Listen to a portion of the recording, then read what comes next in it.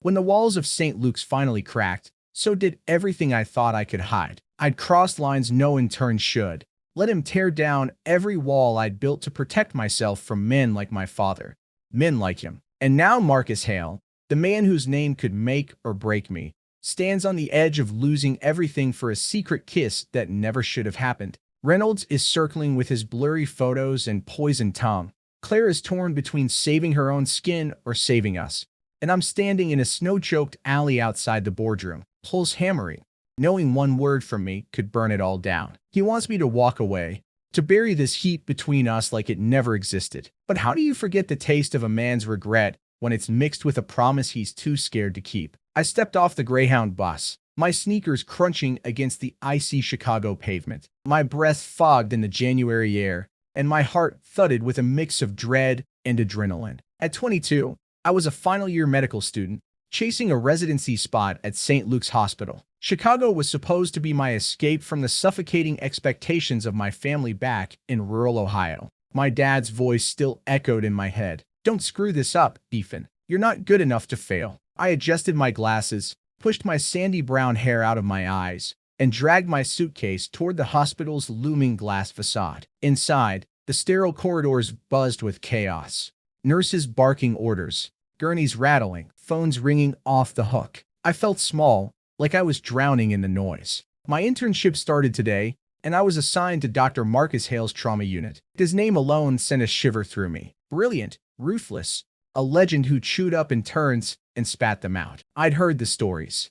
He'd saved countless lives, but lost one patient years ago, a ghost that haunted his reputation. I couldn't afford to mess this up. The elevator dinged, and I stepped into the trauma ward. Nurses darted past, their scrubs a blur of blue. I clutched my clipboard, my palms sweaty despite the cold. "Just don't faint, Ethan," I told myself. My anxiety was a constant shadow, fear of not being enough, of proving my dad right. I'd spent my life hiding parts of myself, especially the part that stirred when I caught a guy's gaze lingering too long. I shoved those thoughts down, like always. "Teen," a sharp voice cut through the chaos. I turned, and there he was, Dr. Marcus Hale, taller than I expected, broad-shouldered, his gray hair catching the fluorescent light, his dark eyes locked onto mine, sharp and unyielding, like he could see straight through me. My stomach flipped. He wore navy scrubs that clung to his frame, his presence commanding the room without effort. "You're late," he said, his voice low but firm, like a warning. Sorry, the bus was delayed." I stammered, my face heating up. I cursed myself for sounding like a kid. He raised an eyebrow, unimpressed. "Don't let it happen again. Follow me." He turned, not waiting for a response, and I scrambled to keep up. His strides were long, confident, and I felt like a puppy trailing a wolf. We stopped at a patient's chart, and he fired questions at me.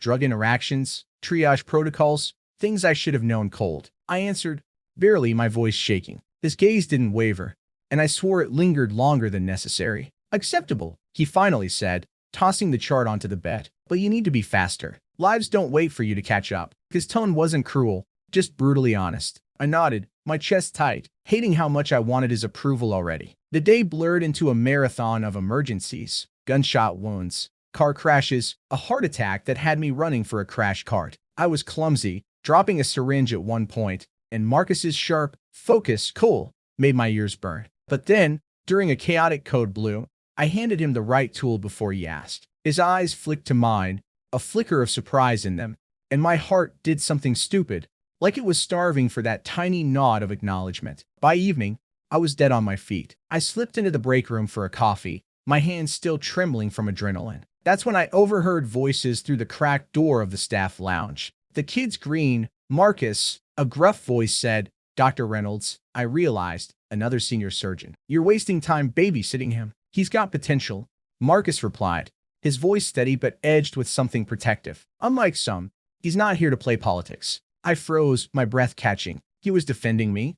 My heart pounded, and I leaned closer, only to jump when the door swung open. Marcus stood there, his eyes narrowing as he caught me eavesdropping. "Eavesdropping's a bad habit, Cole," he said, but there was a ghost of a smirk on his lips. I didn't mean to," I blurted, my face burning again. He stepped closer, reaching for a pen on the table beside me. His hand brushed my wrist, just for a second, but it was like a spark shot through me. His fingers were warm, steady, and I couldn't breathe. Did he feel it too?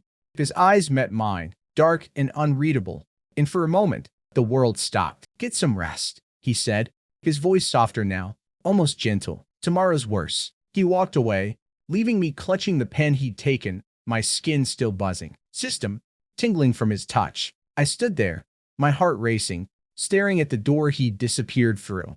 What the hell was that? I sank into a chair, my mind spinning. It was nothing, I told myself, just an accident. But my wrist burned where he'd touched me, and I couldn't shake the feeling that something had shifted, something dangerous and alive. I didn't know what it meant, but I knew I couldn't stop thinking about his eyes, his voice, the way he'd looked at me. Sleep didn't come easy that night. Every time I closed my eyes, I saw him, Marcus Hale, the man who could ruin me without even trying. The next week at St. Luke's was a blur of blood and beeping monitors. I threw myself into the work, desperate to prove I belonged.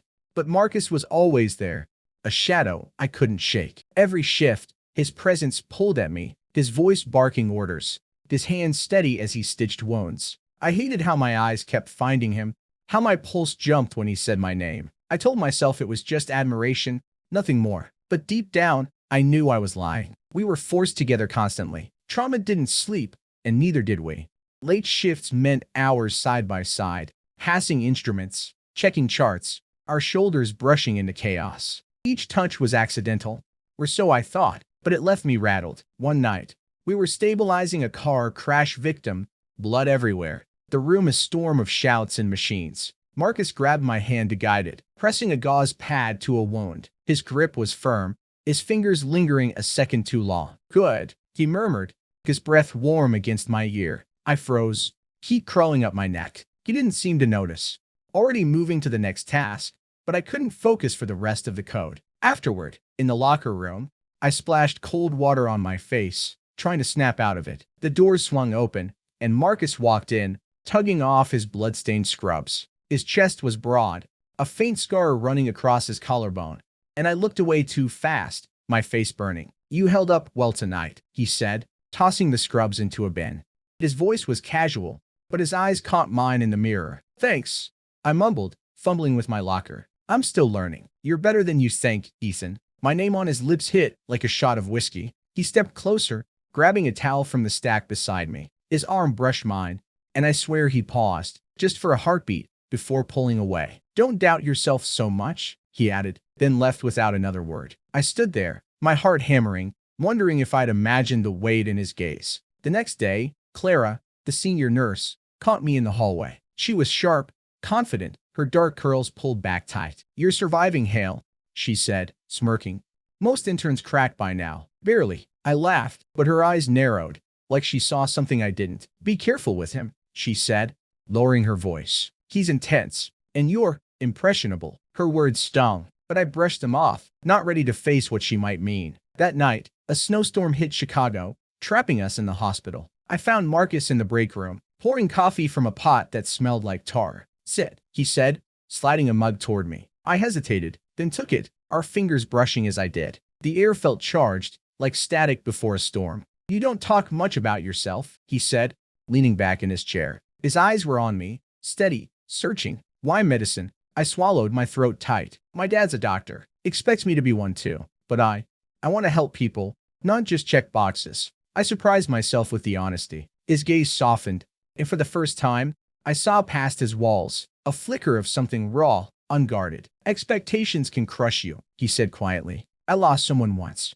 A patient. It changed me." His voice was low, almost a confession, and my chest ached at the weight of it. "I'm sorry," I said, my voice barely above a whisper. Our eyes locked, and the room felt too small, the space between us shrinking. His hand rested on the table, inches from mine, and I fought the urge to close the gap. I wanted to ask more, to know him, but fear stopped me. What was I even doing? "Ethan," he said, his voice rougher now, like he was fighting something too. He leaned forward, just a fraction, and my breath caught. The door swung open, and Clara walked in, her eyes flicking between us. Marcus pulled back, his face shutting down instantly. "Rounds in 10, he said, standing abruptly. He left without looking back, and I sat there, my coffee cold, my mind a mess. Clara raised an eyebrow, but said nothing. I knew she'd seen it, the tension, the unspoken thing crackling between us. I wanted to run from it, but I also wanted to chase it to see how far it could go. Every glance, every touch,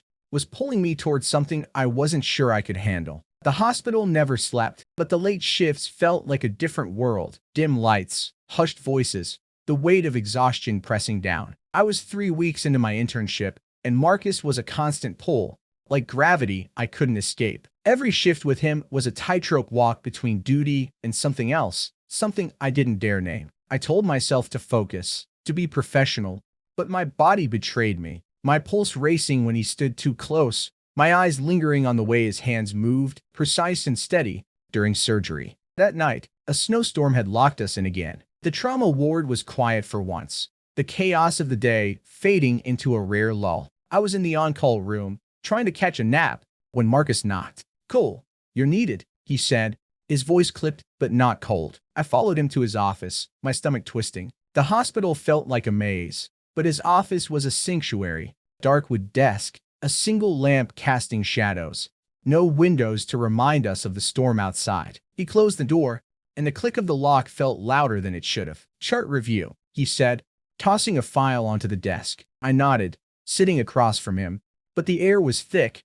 charged with something unspoken. We went through the motions, discussing patients, treatments, protocols, but his eyes kept finding mine, holding them too long. My hands shook as I turned a page, and I dropped the pen. It rolled toward him, and when we both reached for it, our fingers brushed. Neither of us pulled away. "Ethan," he said, his voice low, almost a growl. He stood, rounding the desk, and I froze, my heart pounding so hard I thought it'd break my ribs. He stopped inches from me, close enough that I could smell the faint cedar of his cologne, mixed with the antiseptic of the hospital. "You're making this hard," he said, his eyes dark, conflicted. "Making what hard?" I asked, my voice barely steady. I stood, not sure why, just needing to meet him halfway. My glasses slipped down my nose, and I pushed them up, nervous, exposed. He didn't answer right away. Instead, he reached out, his hand grazing my jaw, lifting my chin so I had to look at him. His touch was gentle but firm,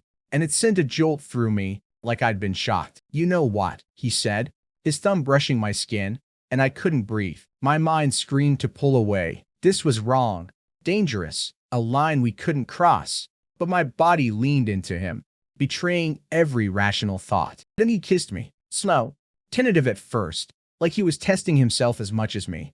His lips were warm, rougher than I'd imagined, and I melted into it, my hands finding his chest, clutching his scrub top. The kiss deepened, hungry, desperate, like we'd both been starving for this. My glasses fogged, and I didn't care. His hand slid to my waist, pulling me closer, and for a moment, nothing else existed.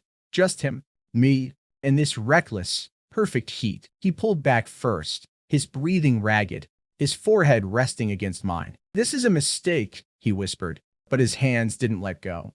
His eyes were stormy, torn between guilt and want. "Then why does it feel right?" I said, my voice shaking. I hated how much I meant it. I'd spent years hiding this part of myself, terrified of what it meant, but with him, it felt like I could finally breathe. "Because we're both idiots," he said, a bitter laugh escaping him. He stepped back, running a hand through his gray hair, his face closing off again. "This can't happen, Ethan." "You know what?"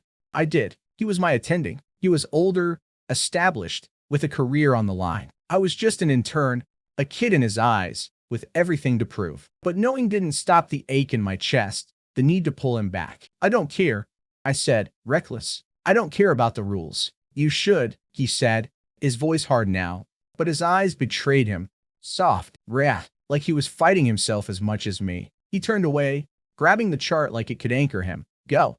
Get some sleep." I wanted to argue, to grab him, to make him admit he felt it too, but fear stopped me. What if I pushed too hard? What if I lost him, this job, everything?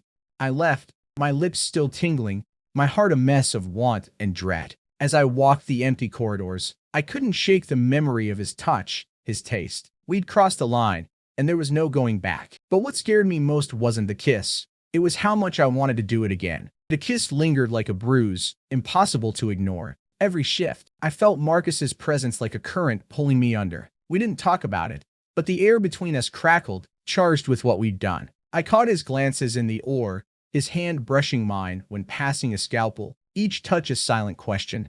I wanted to grab him, demand answers, But the hospital was a minefield, eyes everywhere, whispers trailing us like smoke. Clara was the first to notice. She cornered me in the supply closet, her arms crossed, her eyes sharp. "Ethan, what's going on with you and Hale?" she asked, her voice low but pointed. "You're distracted, and he's different around you." "Nothing's going on," I lied, my face heating up. I grabbed a stack of gauze, avoiding her gaze. She didn't buy it, but she let it go, her frown lingering as she walked away. I knew she was watching us, and it made my stomach twist. If Clara suspected, others might too. That night, David, my best friend from med school, dragged me to a dive bar near the hospital. His curly black hair was a mess, his grin sharp as he slid a beer across the table. "Spill, Ethan," he said, leaning in. "You're all twitchy lately. Got a crush on someone?" His tone was teasing, but his eyes were too knowing. David was out, unapologetically himself, and he'd always seen through my walls. "No crush," I said, too fast, sipping my beer to hide my nerves. "Just stressed." "Bullshit," he laughed, but his smile faded. "Look, I get it. You're not out, and that's fine. But if you're messing around with someone you shouldn't, be careful. This hospital eats secrets for breakfast." His words hit like a punch, and I nodded, my throat tight. I couldn't tell him about Marcus.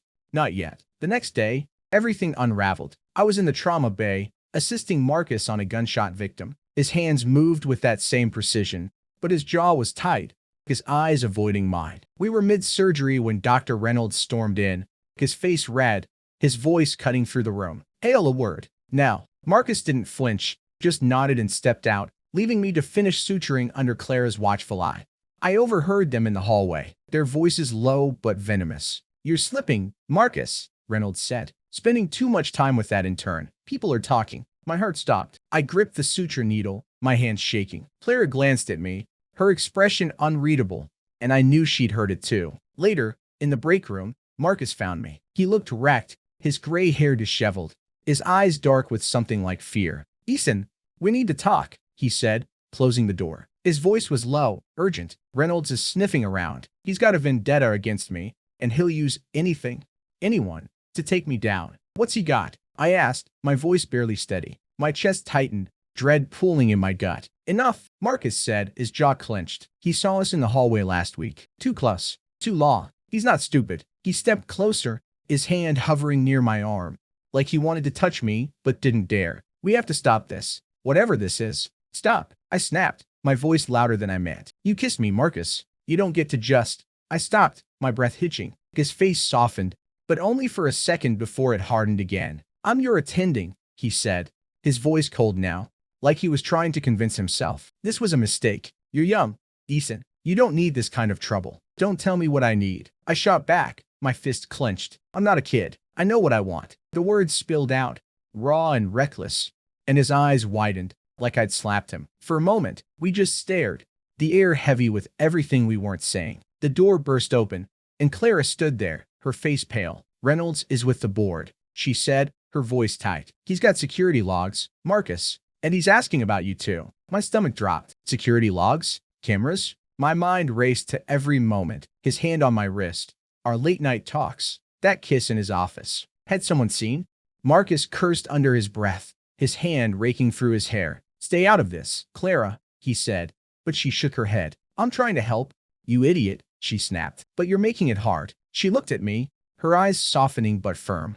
"Ethan, go home. Now." I wanted to argue, to stay, but Marcus nodded, his face unreadable. "Go," he said, his voice hollow. I grabbed my coat and left, my heart pounding, fear and anger twisting together. As I stepped into the snowy night, I felt exposed, like the whole world was watching. Marcus was slipping away, and I didn't know how to hold on, or if I even should. The hospital felt like a pressure cooker, every glance and whisper a threat. I walked through the corridors, my stomach in knots, knowing Reynolds was circling like a vulture. Marcus avoided me, his eyes cold and distant during rounds. His voice clipped when he spoke. It stung more than I could admit, like he'd ripped something vital out of me and left me bleeding. I wanted to confront him, to demand he stop shutting me out.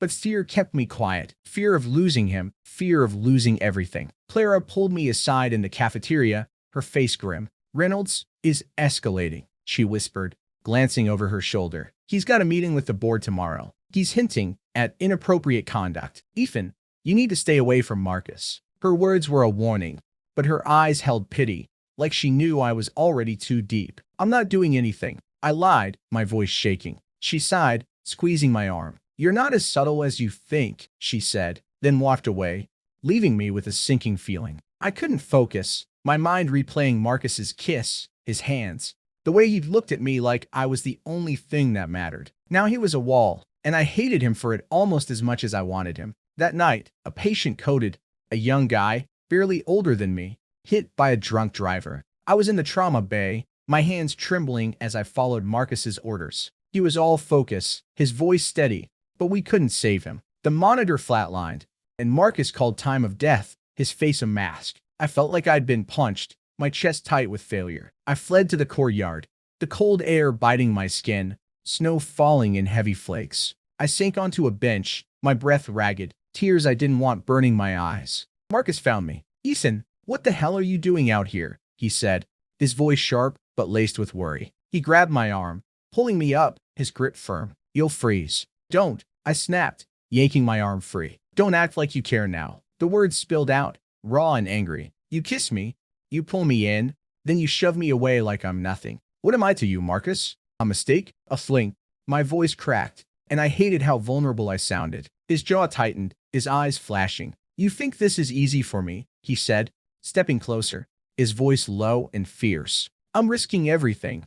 My career, my reputation, for you. And you're too young to understand what that means. I'm not a kid, I shouted, shoving him back. He didn't budge, his chest solid under my hands. Stop treating me like I don't get it. I know what's at stake, but I can't just turn this off. I gestured between us, my hands shaking. Continue. He stared at me, his face torn, and for a second, I thought he'd walk away again. But then he grabbed my face, his hands cold against my skin, and kissed me, hard, desperate, like he was drowning and I was air. I kissed him back, my fingers digging into his coat, snow catching in his hair. It was reckless, stupid, but I didn't care, until I heard a gasp. We broke apart, and there was Clara, standing frozen by the courtyard door, her eyes wide. Jesus, Marcus, she whispered, her voice thick with disbelief. You're gonna burn for this. Clara, wait, I started, but she shook her head, backing away.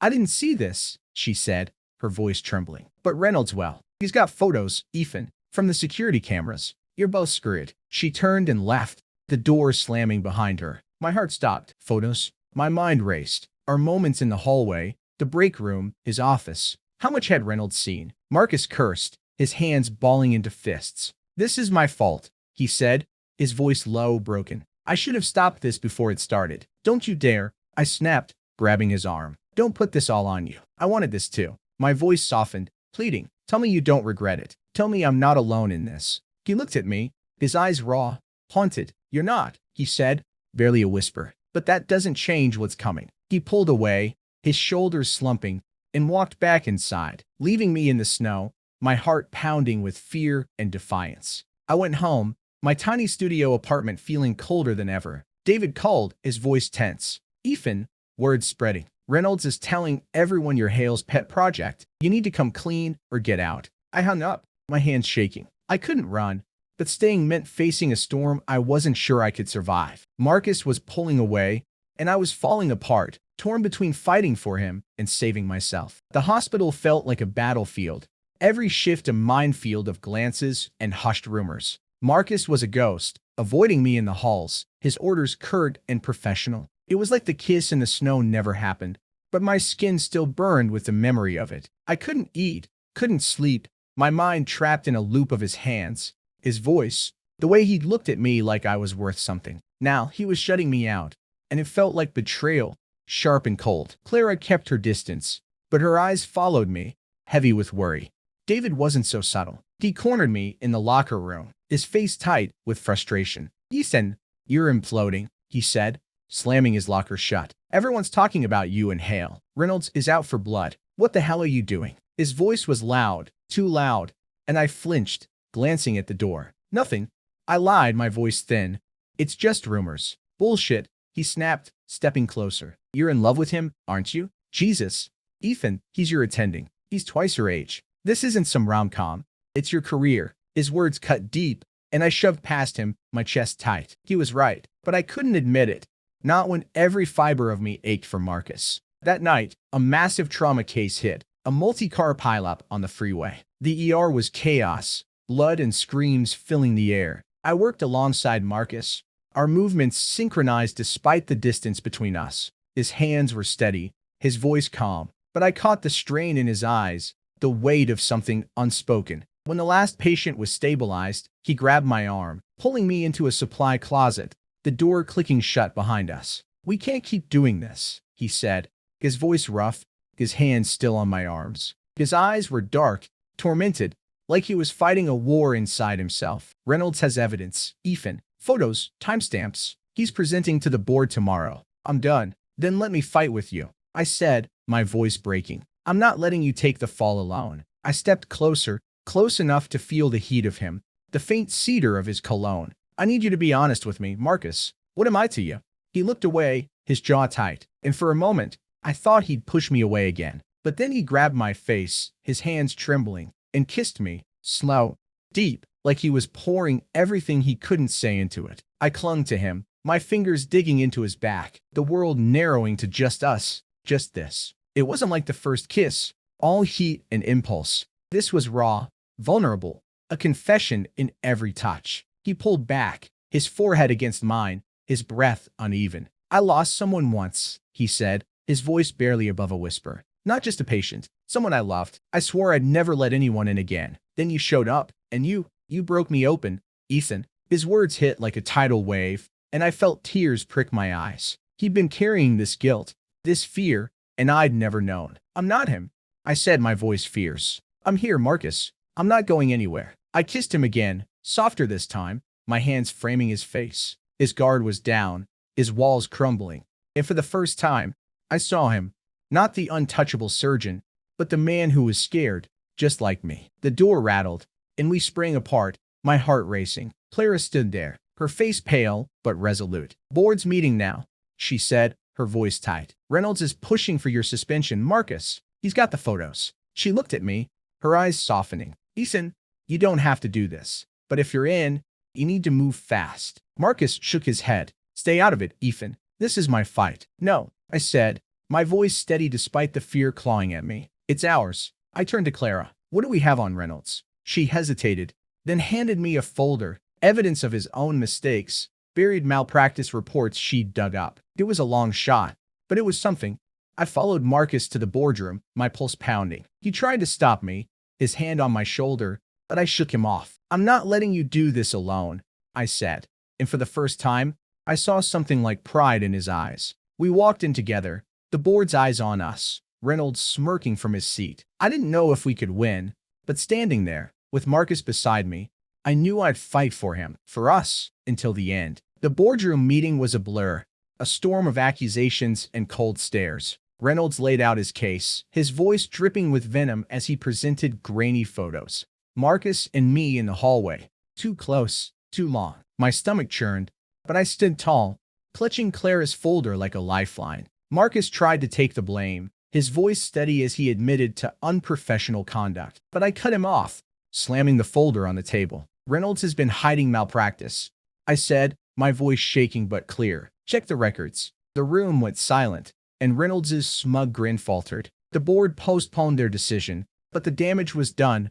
Rumors spread like wildfire. That night, I found Marcus in his office, packing a box. The hospital was quiet, the fluorescent lights casting harsh shadows. His gray hair was mussed, his eyes tired, like he'd aged a decade. "You shouldn't have done that," he said, not looking at me. "You put a target on your back." "I don't care," I said, stepping closer, my heart pounding. "I couldn't let you fall alone." I wanted to touch him, to pull him back from whatever edge he was on, but his walls were up again, higher than ever. "You don't get it, Ethan," he said, his voice low, raw. "This isn't just about us. I've got a daughter in Boston, ex-wife who'd bury me if this got out. You're young. You've got a future. I'm a liability." His words hit like a slap, and I flinched, the air sucked out of me. A daughter? An ex-wife? He'd never mentioned them, and the betrayal stung, sharp and deep. "Why didn't you tell me?" I asked, my voice cracking. "You let me think." I stopped, my throat tight. I'd poured everything into this, into him, and now it felt like I was drowning in secrets. "I didn't want to hurt you," he said, finally meeting my eyes. His were dark, haunted, full of something I couldn't name. But I did, didn't I? He stepped closer, his hand brushing my arm, and I hated how my body still responded, still craved him despite the pain. Don't, I said, pulling back, my fist clenched. You don't get to do this. Pull me in, then push me away. I deserve better. My voice shook, but I meant every word. I'd spent my life hiding, shrinking, trying to be enough for my dad, for everyone. I was done. You do, he said, his voice barely a whisper. You deserve everything, Ethan. He reached for me, his fingers grazing mine, and for a heartbeat, I wanted to give in, to let him hold me, to pretend we could fix this. But the weight of everything, Reynolds, the board, his hidden life, crushed that hope. David called me as I left the office, his voice urgent. Ethan, the board's leaning towards suspending you both. Claire is trying to dig up more on Reynolds. But you need to decide, fight or run. I hung up, my head spinning. Run? To where? Back to Ohio, to my dad's judgment? Or fight, risk my career, my future, for a man who might never be mine? I walked through the hospital's dark corridors, the antiseptic smell choking me. My phone buzzed. Clara, texting me a single line. Reynolds is bluffing about the photo's clarity. You've got a shot. My heart raced. A shot at what? Saving Marcus? Saving myself? I didn't know anymore. I ended up outside Marcus's office again, the door half open. He was there, alone, staring at a photo on his desk, a young girl, maybe 10, smiling. His daughter. My chest ached, torn between jealousy and understanding. I knocked softly, and he looked up, his face a mix of hope and dread. Ethan, he said, standing. What are you doing here? I don't know. I admitted, my voice raw. I need to know if you'll fight for this. For us. I gestured between us, my hand trembling. Because I will. But not if you're already gone. He stared at me, his eyes searching mine, and for a moment, I thought he'd pull me close, kiss me, promise we'd face this together. But he didn't. He just stepped back, his hands falling to his sides. I can't ask you to do that, he said, his voice breaking. Not when I don't know what's left to fight for. I nodded, tears burning my eyes, and turned to leave. My hand was on the door when I stopped, whispering to myself, if you ask, I'll stay. If you let me fight. But the words didn't reach him. I walked out, the door clicking shut behind me, the sound sharp and final. The corridor stretched ahead, empty, cold, and I stood there, heart pounding, caught between love and letting go. What would he choose? And what would I do? Stand by him, or finally stand alone?